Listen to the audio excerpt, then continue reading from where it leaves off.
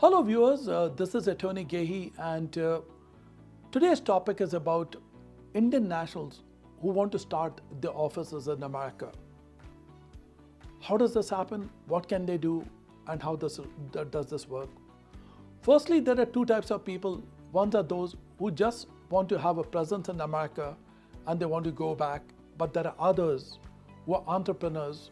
They want to start their branch offices in America. So now, you are in India right now and you belong to the textile industry and you want to start the branch office in America. So the very first thing is that you can either start a brand new entity or you can have a US company that can also be a part of basically the agreement. That means that if 51% of the shares are held by you and 49% of the shares are held by the foreign company, you can still have an office in America and you can incorporate it and that can happen. So in most common instances, we've seen IT companies from India that would like to know exactly what are the options. So you are an IT company in India or you are in the textile business, or if you're in the seafood business, or if you're in any other business in India, and you have this great vision that I want to have my headquarters in New York. What should you do? The very first thing that you need to do is look at the size of your company. I request people that the best thing for you to do is to have an objective analysis of your personal situation to see whether your company is reasonably sized. If you're a 4-member company, 5-member company, unless and until your income is not very big, you're just wasting your efforts and immigration will not be very happy to grant your visa. So look at yourself that if you are someone like you as a mid-sized company, 40 people working for you, that's a good start. And if 100 people working for you, that's an excellent start. Do an objective analysis.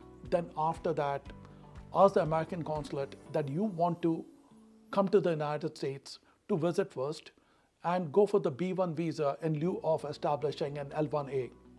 So the L1A visa can be very important for managers who come from India to America to start the branch offices.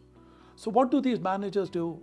An IT manager, what he did is that, he came to the US and he entered the US on a visit visa. And then after that, he explored the market and just met a few people, his friends and everything, who told him that, that there's a lot of opportunity for an IT company. So then what happens is that what you have to make sure is that, if you're a corporation in India, then you need to establish your US corporation. And after you establish your US corporation, you need to rent a premises, have a good lease over there, and make sure that the lease is proper, the premises is proper. And if your industry involves warehousing facilities, you need to show that there are warehousing facilities. And above all, immigration will ask you that you will have to serve as the manager of that company in order to qualify for the L1A if you want to, work in the company and be in the United States. So if you want to be in the United States, L1A is the way to go in these instances.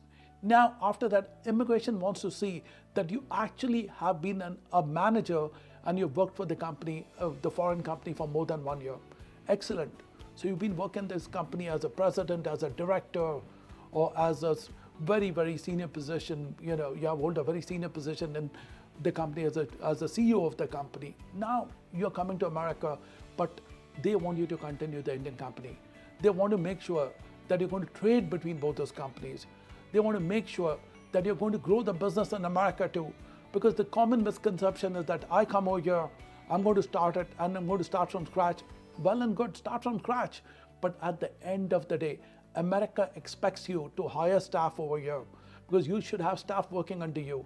You need to show a fantastic gross income over here. You need to show a good net return. You need to be an entrepreneur. If the word entrepreneur is in your mind, then the L1A visa can be perfect for you. And under the L1A visa category, your spouse can come to America. Your spouse can work for any other company, which means she is not restricted to work for your company. And your children under 21 can also come to America.